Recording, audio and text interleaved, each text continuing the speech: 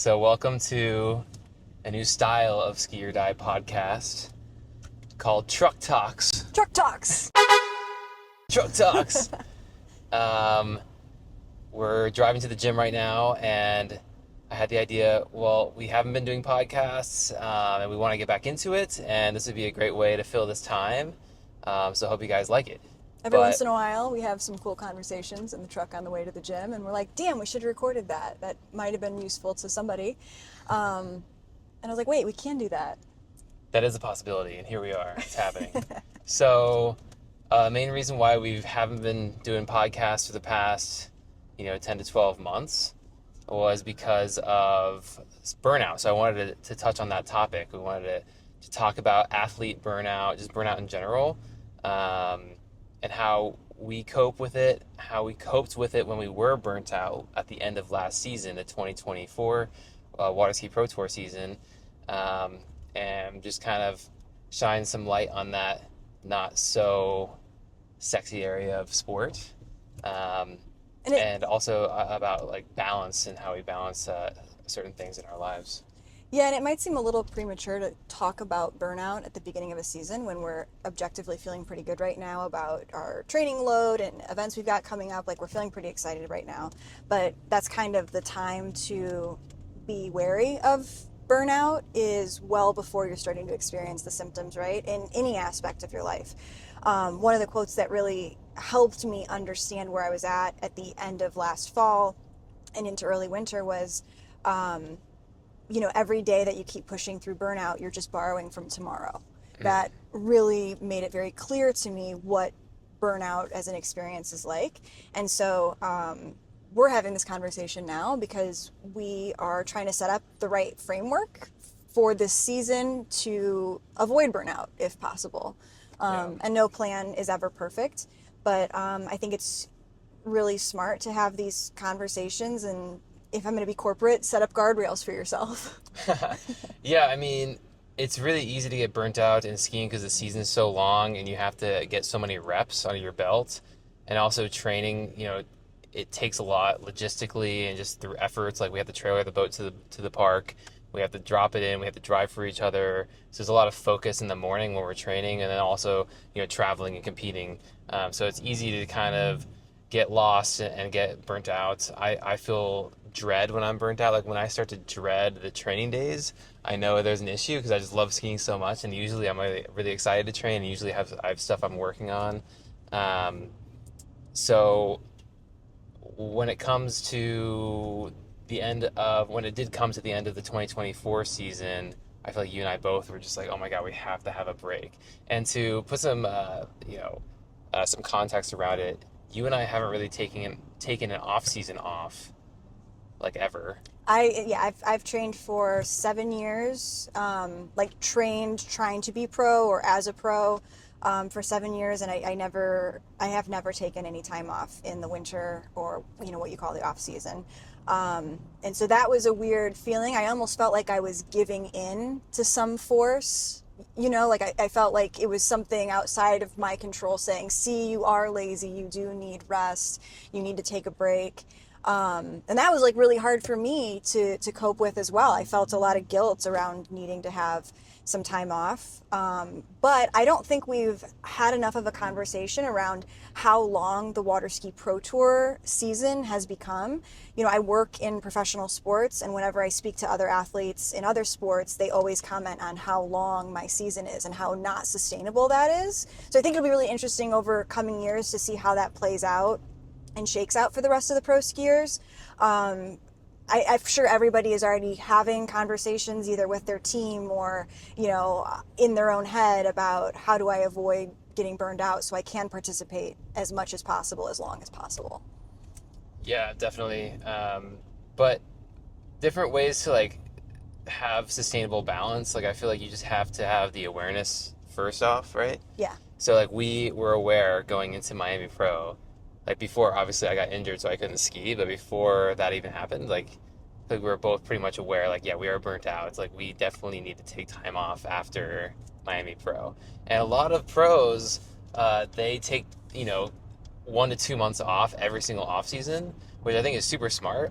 But at least for me, I won't speak on your behalf, but for me, I always felt like I needed to ski through every off season and take zero time off because I was catching up, right? Like I came back to the sport, I started the pro skiing ambition late, and I always felt like I needed to work in that time in order to kind of play some catch up, in order to get more buoys and more good reps under my belt so that I could be better in the next season. And I feel like it's worked to this point, but I feel like this is the first off season where I was like, oh my god, I can't do it. Like I literally have to take time off. Even after the injury, I had 2 weeks off from that anyways. I needed more time off just to mentally unwind from it, from the whole season, because I just had that awareness. So I feel like awareness is a crucial step that people may miss. Yeah, I feel the same way as you. I've always wanted to push through the off season because exactly what you said. I'm trying to catch up to everybody else. Everybody has, well, like it's different types of experience. They all have more than me, and so the solution in my mind has always been not to train less. That doesn't make any sense if you're trying to catch up to people who just have more reps and more experience than you. Um, but yeah, you're right. Coming into Miami Pro, and especially after watching you have that crash, I think that was more unsettling for me subconsciously than what I gave it credit for. Plus, being burned out, I was just not in a good place at that tournament, and I really like tried to rally. I gave it my very best effort, but my very best effort was very subpar. And we all saw how that shook out. So yeah, I do understand now why a lot of our competitors and our peers, they do take quite a bit of time off in the off season. I think it's really smart, but there are ways to be strategic about it, right? And so I think that was a new experience for us is, okay, if we're going to take some time off, how much time do we really need before we get excited again? And what part of the winter months would make the most sense to not ski? And, we tried to pick a window where the weather was pretty crummy, pretty windy, pretty cold, pretty variable. And I think we did that for the most part. Yeah, no, we were smart. Like when it was kind of cruddy out, we definitely took that day off. Even in the past, we would have been skiing regardless. And when I came back to it, I was doing longer lines and just having fun with it, Mm-hmm. and really just not skiing for score and just skiing for, almost like just feeling the boat swing and just having almost like, I was just free skiing, Yeah. but like a little less competitive. And that helped me kind of get back into it as we started to say, okay, maybe we'll do Moomba. And I feel like that helped us get into this really intense training block so early for Moomba. Like Yeah. if we had skied through, that would have been really hard for us to train as hard as we are now for Moomba this early in the season, Yeah. because we would have been still feeling that burnout. So it's almost like if you can take a step back, it's going to be strategic for your next training block for the next big event.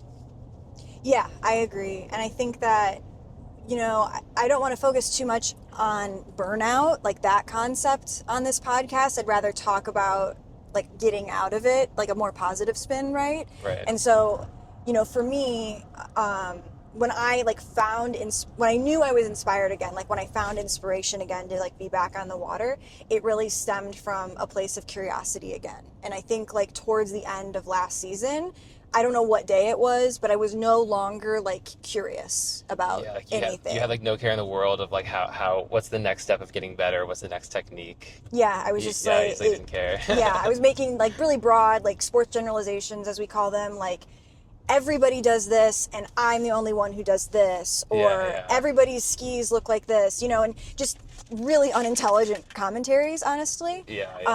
And so I knew I was out of burnout and at a place where I was really inspired again when I was finally curious about everything: skis, lakes, boats, like you name it. And I think that holds true in a lot of spaces. Like at work, when I'm getting close to burnout, I have no curiosity, right? And that kills a lot of my creativity and my ideas. Would you say that for you, like that turning point came from a place of curiosity again? Yeah, definitely. I mean, that always helps.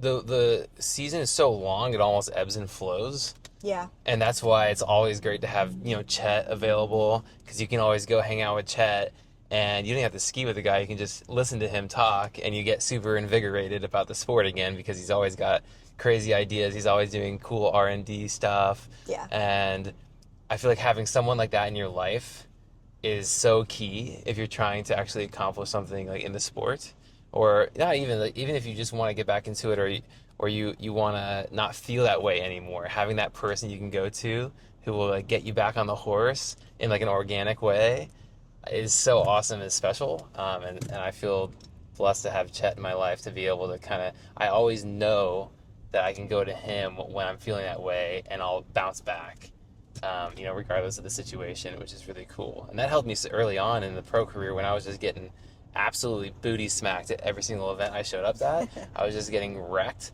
and and missing 38s or getting 3 at 39 a million times in a row during that one slump year I had. Going back to Chet and having him kind of reinvigorate me when I was feeling super burnt out in those moments was awesome. Yeah, I mean, it's always valuable to have an extra set of eyes, and somebody who's like just constantly curious about the sport, right? Like that's the sign of a good coach is that they're always evolving and they don't believe like once the formula's set, the formula's set.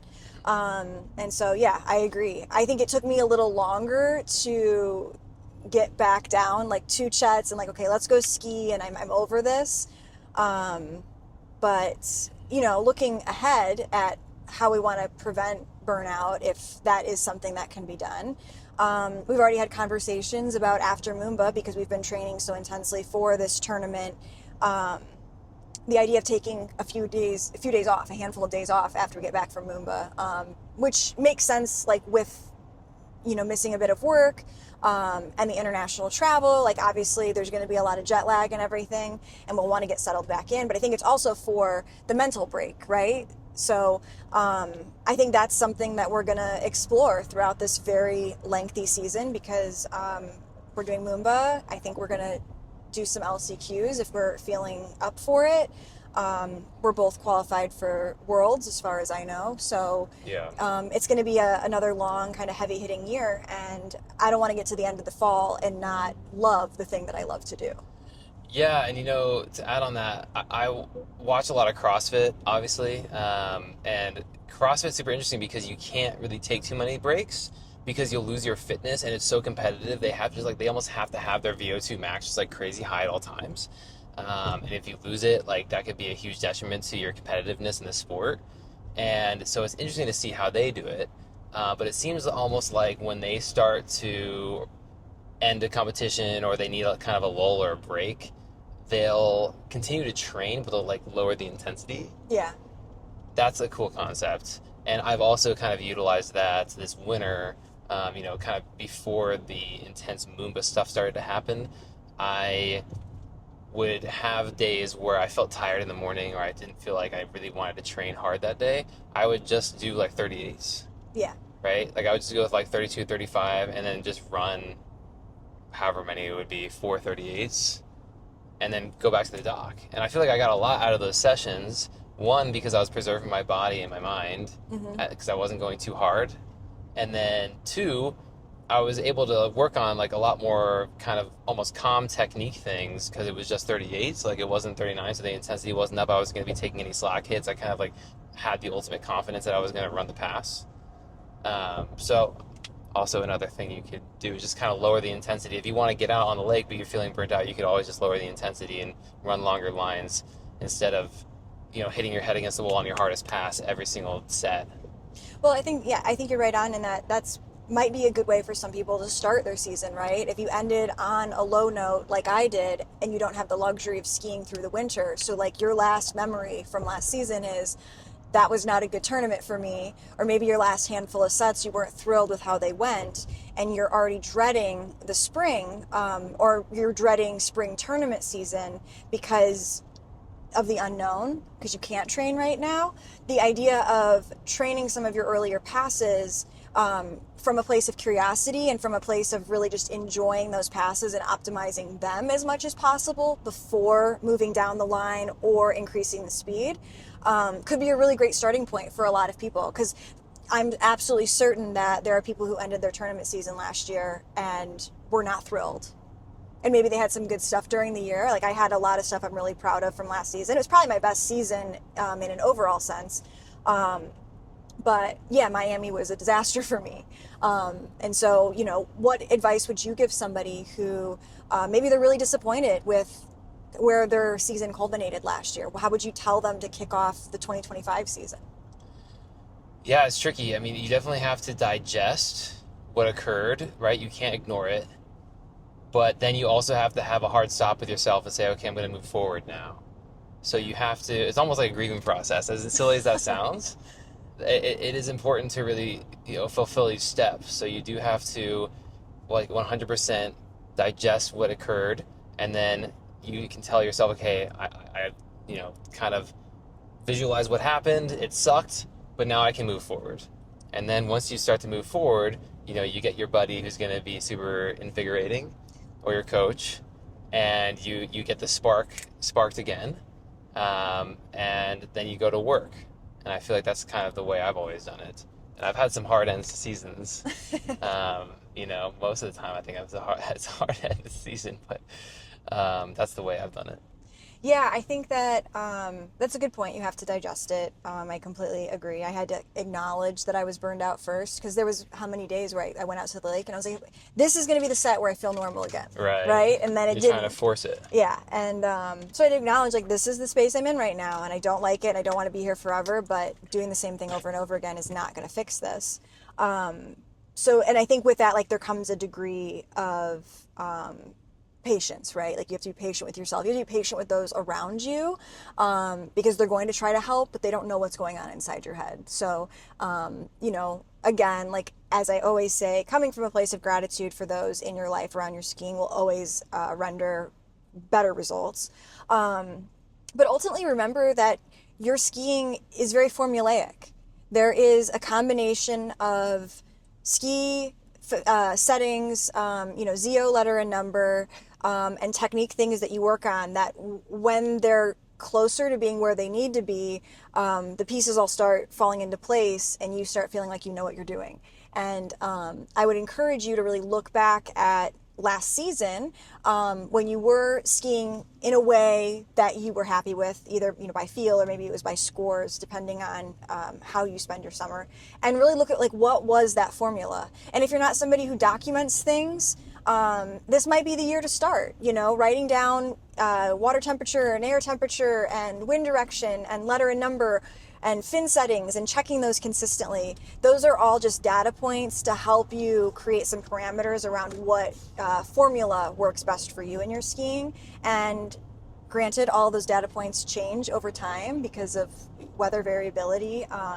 But I think that skiing is interesting in that you can't only reference data. There is a degree of tactileness that you have to have dialed in. There is an amount of feel that we're all dependent on as skiers, but I really encourage you to look at your formula. Yeah, no, I love that. One thing I also have started doing is gratitude journaling. Yeah.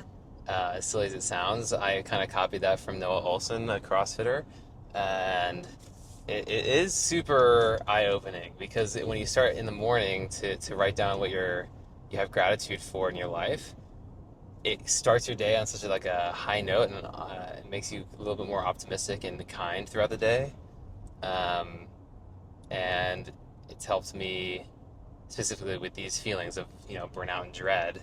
It's like kind of helps you get out of it a little bit easier. You know what I mean? It helps you brighten your day, and the adversity that comes doesn't seem as insurmountable as before. At least that's what I've noticed. Yeah, I love that. And I think that's going to support you really well, because you're going to have some new experiences this year, or at least one that I know of, and that is Moomba. And I'm so excited that you're going with me, and I feel honored that I get to experience your first Moomba journey. I get to watch you take it all in, and yeah, it's a hard tournament, but like that's not the part I'm talking about. It's really the energy and the crowd and the different venue. Like, this is going to be a really cool experience for you, but also like I get to watch you have it, and that's really special. Yeah, I'm stoked for it. It's going to be insanely exciting. I mean, I'm not very stoked for the 25-hour of travel to get there. But I'm definitely excited to ski on the Yara and see Australia. I've never been to Australia, so I'm super excited to go and give it my best shot. Yeah, well, I can't change the geography of the globe, unfortunately. Australia is as far away as it is, and there's no moving it. Hey, whatever, it is what it is. But no, I think it's great. We're both in a pretty good place coming into this season.